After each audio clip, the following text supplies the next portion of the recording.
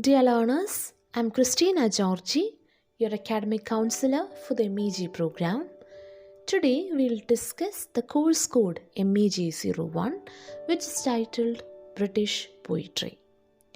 Before we move further, let me clarify that this is a specialized session specifically designed for the MEG learners. Hence, all the aspects discussed in this session will be solely based on or limited to the prescribed study material for the same. As per the requests of a few of our learners, I'll be recording this session. In our previous session, we discussed Block 9 of MEG-1. There, we studied the life and works of W.B.Yeasts. So today's session will be an extension of W.B.Yeasts' main poems prescribed for detailed study in your study material. I'm referring to our official study material. So now we'll focus our attention towards two poems by W.B.Yeasts, Adam's Curse and No Second Troy. I don't believe there would be an essay question based on either of these two. Chances of annotation would be very low. They might ask you a question on critical appreciation. Nevertheless, you will have enough and more options. Even within question 8 critical appreciation, you have a minimum of 4 options.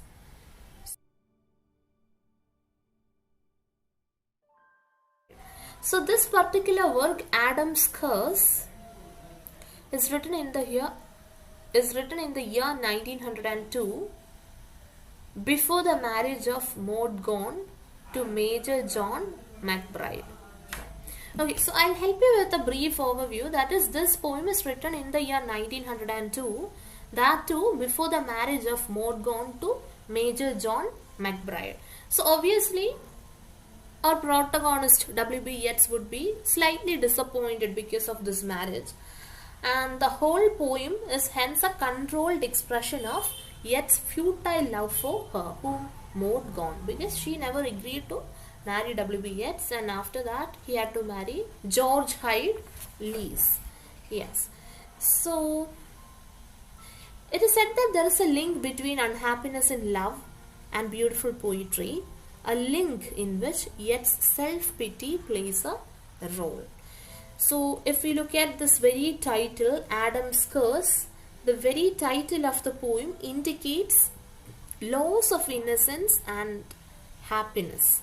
So it also has a reference to the Holy Bible. In the fallen state of humanity, art as labor, coextensive with life, brings together poetry, feminine beauty and love. That is the notion that is mentioned. This poem is a stylistic enactment. There is this biological self mentioned, and all these aspects would come under this poem. You need to remember that it is a conversation poem, and hence there are 3 participants, 3 characters mentioned in this poem. 2 of them would obviously be MEG-1 and W.B.Yeasts. So who would be the other person? You might think it is Major John McBride, but sadly it's not the case. This is MEG-1's sister. Her name is Mrs. Kathleen. So this poem is addressed to MEG-1, but still the romantic conversations of intimacy are forestalled by Mrs. Kathleen. And an interesting aspect is that MEG-1 remains silent and unresponsive throughout this work, and it also has an elegiac tone towards it. Yeah, the rest of the aspects you can read from the text. Make sure that you read and understand. There is this mention of the poem No Second Troy. So this title refers to the Trojan War. I am not very sure whether you are aware of Trojan War. See, I told you he was influenced by symbolism and mythology. Have you heard of Helen of Troy? So there happened this Trojan War just because of this lady, because she was abducted by Paris, son of King of Troy. So that led to the Trojan War. That is, with respect to this poem, Maud Gonne is here a real individual despite being identified with Helen of Troy. Just like Helen of Troy, such a comparison is presented. The Trojan War ended with the destruction of Troy by the Greeks after 10 years of struggle. And it began just because of Helen, the wife of Menelaus, king of Sparta. And she was abducted by Paris, son of Priam, king of Troy. And her whole situation, including the context of the Trojan War, offer a parallel with a difference to Maud Gonne, Yeats, John McBride, and Irish nationalism. So this entire Trojan War and history related to Helen of Troy is compared to the situation of all these respectable people, Maud Gonne, Yeats, McBride, and the context of Irish nationalism. So regarding this particular poem, No Second Troy, it is actually a short poem of around 12 lines. This is also a poem written in the context of Maud Gonne's marriage to McBride. This marriage in course of time resulted in a separation. That is, after 2 years, Maud Gonne and McBride got separated. And this separation also left Yeats in great distress. So maybe he deeply loved Maud Gonne, it seems. Okay, so when you get time, you can read the study material. Nevertheless, don't worry, there wouldn't be most probably essay questions or separate questions from these two. Now we look at Unit 44 titled The Later Poetry of W.B.Yeasts. That is, so far we have seen those works written till 1910 and what happened after 1910. What about the literary hour of W.B.Yeasts post 1910? Yeah, we'll have a look into that at the moment. With respect to this particular section, there are just two aspects that you need to study, namely the poem Easter 1916 and another poem Sailing to Byzantium. Only these aspects you need to study from this particular unit. I've seen Easter 1916 as part of critical appreciation. I've seen Sailing to Byzantium as part of both annotation and critical appreciation. Moreover, you need to mandatorily mention all these poems when you refer to W.B.Yeasts for a general essay question on his poetic career or writing strategy or whatever they ask you. So, Easter 1916. So, this poem was written in September 1916, and the context of this poem is quite relevant. That is, the Easter Rising in Dublin against British colonial rule. So I am very happy that we studied post-colonialism so that you get an idea of all these colonial aspects without much interpretation as such. So the Irish Republic was proclaimed on Easter Monday, 24th April 1916. That is the date of Irish independence, and the heart of the city occupied by the Republican rebels. So managing to hold out until 29th April, they were defeated and many of their leaders tried and executed. So all such aspects are mentioned in your study material. Nevertheless, we will focus upon this particular poem and certain notable aspects. As I mentioned, Easter 1916, this poem is about the Easter Rising. So this event took place when Irish Republicans, seeking to break off from British rule, staged an uprising in the heart of Dublin. So after 6 days, hundreds of rebels were killed as a consequence of the fight. And this poem begins by describing how the speaker had met many of these people previously. that is, this poem begins at a transitional hour and with a transitional action. That is, people at close of day coming out of houses or offices, though they are still confined to routine colonial drudgery. These are the people dismissed after the incident, and all such aspects are mentioned in your study material too. We'll come to that. Before that, the speaker saw them in the street as they were leaving their workplaces, it seems. The speaker talked badly about these people behind their backs. He made fun of them while sitting at a club or restaurant to make his companions laugh. The next stanza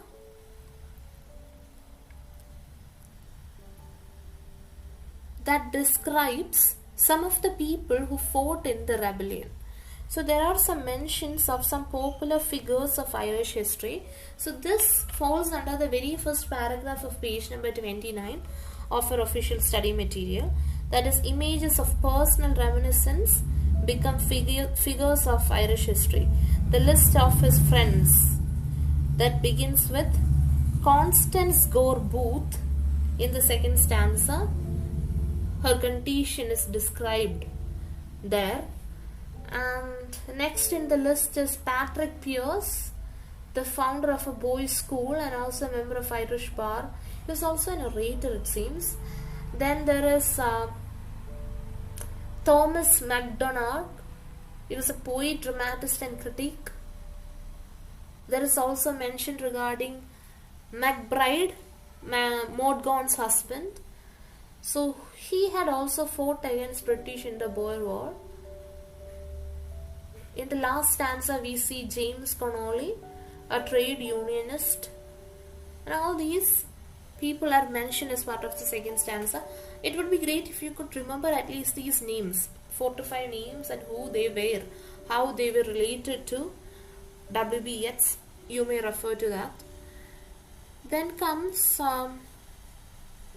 the third stanza, where the speaker uses an imagery. That is, the natural state of the world is compared to a living stream.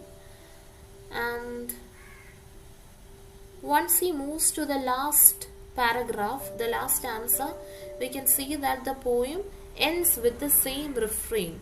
Changed, changed utterly, a terrible beauty is born. Remember these two lines. It's not specifically mentioned in our study material. Nevertheless, you can see this as part of the appendix. Okay, I'll repeat. Changed, changed utterly, a terrible beauty is born. This becomes a refrain in the sense these two lines are constantly repeated at many lines with respect to these stanzas. So you can see that the first two stanzas of the poem deal with change, while the third and fourth accomplish an ironic reversal by interpreting that change. So just remember these aspects. You may also refer to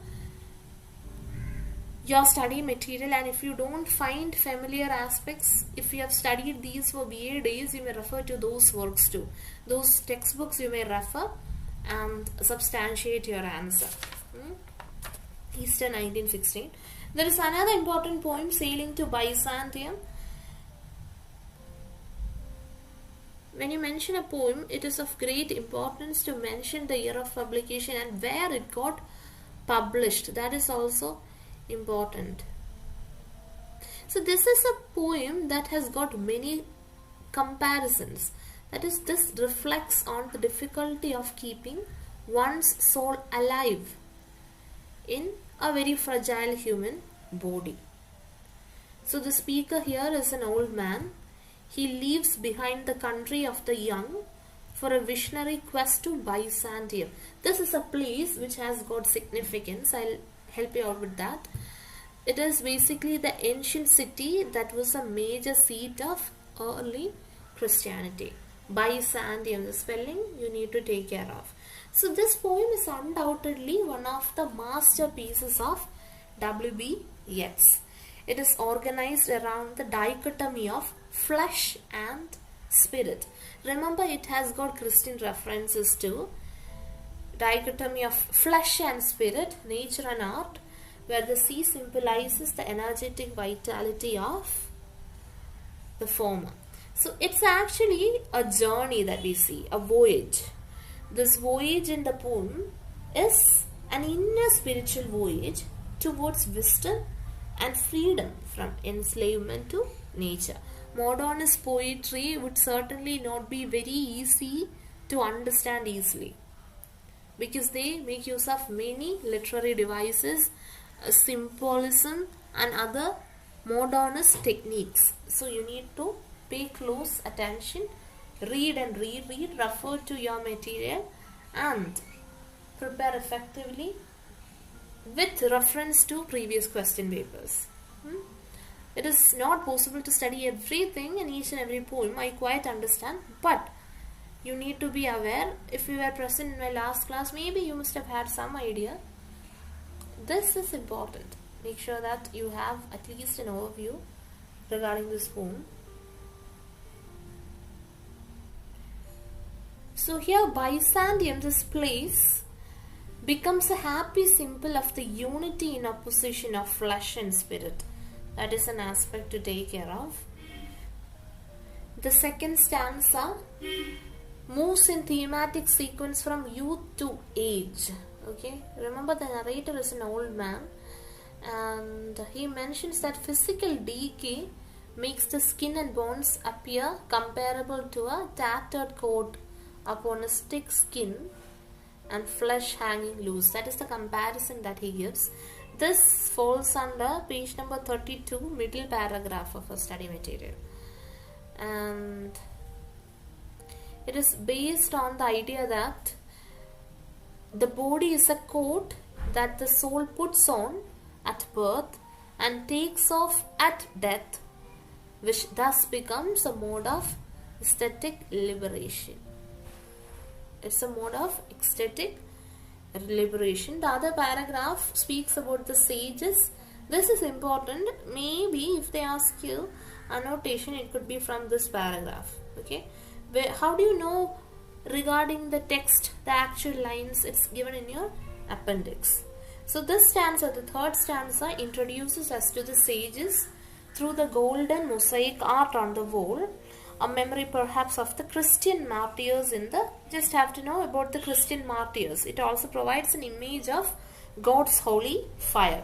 So these sages are arranged in stasis, purged of all fleshly life and mobility of desire, because they don't have any desire to do anything more. So as W.B.Yeasts calls upon the sages to be singing masters of his soul, he links the two worlds of sage and sensual man, the revival intensities of art and life. That is a comparison happening through the interpenetrating gyres. There the symbol of interpenetrating gyres, the symbol of gyre is also mentioned here. That comes in most of the works.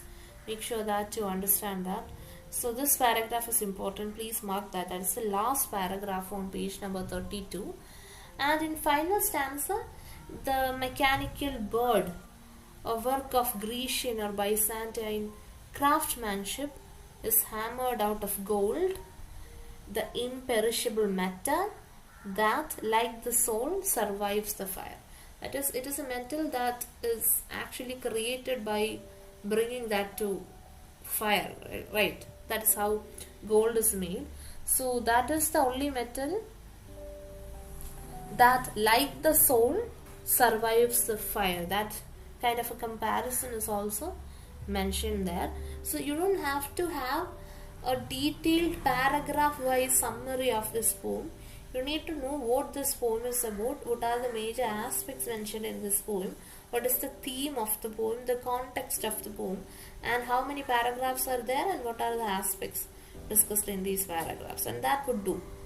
Unless they ask you this question for critical appreciation, you don't have to go into the depths, because there wouldn't be an essay question on a particular poem. There could be one on W.B.Yeasts. If so, this would just be half a paragraph, not even half a paragraph of your answer. So make sure you study all the relevant aspects in the right details. It's always better to study everything. If that is not possible, smart study could help you. So that's all regarding the major poems of W.B. Yeats.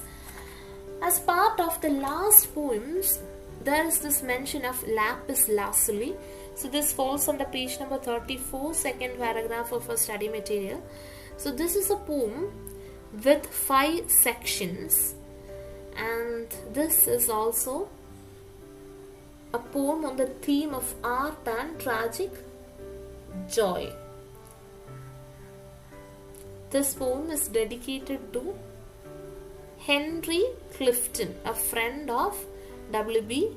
Yeasts, and the themes include the recurring rise and fall of civilizations, the millennial vision of the approaching end of European civilization, the triumph of art and philosophy over ruin, among many others. So lapis lazuli is also specifically mentioned in detail as part of the study material.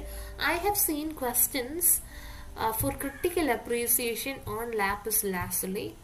So if you plan to attempt that question, you can actually prepare for this answer too.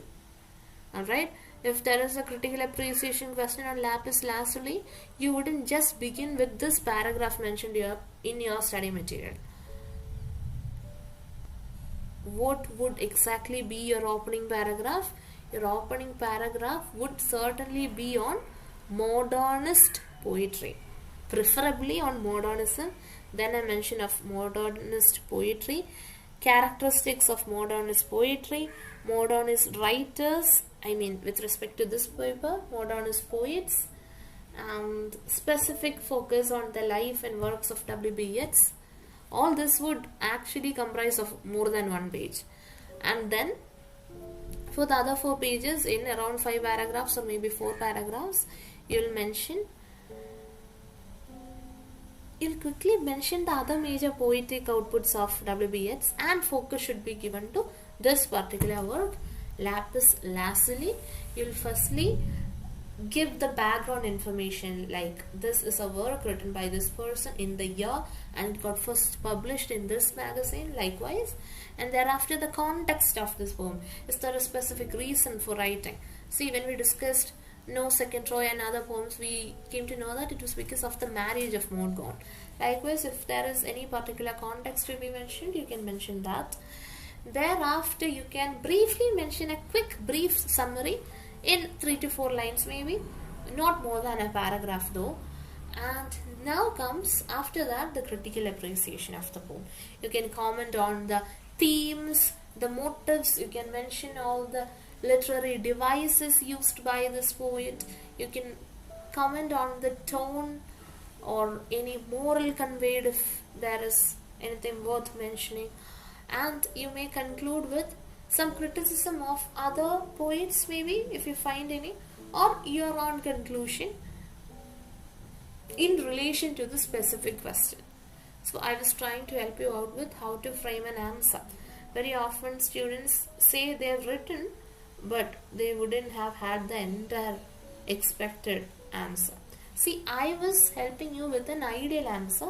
There is no rule that you should write all these. You can also start with lapis lazuli, no problem. But trust me, you wouldn't have many aspects to write. Hence, your presentation would be limited to a few pages and a few points, and hence you wouldn't get as many marks as you must have expected. That's all. I'm always referring to the perfect answer, and it's up to you to decide what to write and how to write. Alright? Yeah. So in this particular session, we discussed modernism in poetry in general, modernist poetry characteristics, major poets. Thereafter, we focused our attention on one particular poet, one of the most celebrated modernist poets, W.B. Yeats, and his life and works. Some of the works and themes, literary movements, Irish independence movements, Irish literary history, relationship to MEG-1, Abbey theatre, and other aspects were discussed. After that, we looked into symbolism employed by W.B. Yeats Mask, Moon, Gyre, all such aspects. Then we saw two early poems, Adam's Curse and No Second Troy. And as part of the other unit, we also discussed a brief overview of both Eastern 1916 and Sailing to Byzantium. Remember, these units are very important for your TEE. Generally, I don't ask the students to focus much on the background and life and works of writers, but in the case of W.B.Yeasts, that's mandatory. There will be 3 or more questions of any type with respect to this particular block on W.B.Yeasts. So as part of the second half of block 9, you have T.S. Eliot and his magnum opus, the most celebrated work of the 20th century British literature, The Wasteland.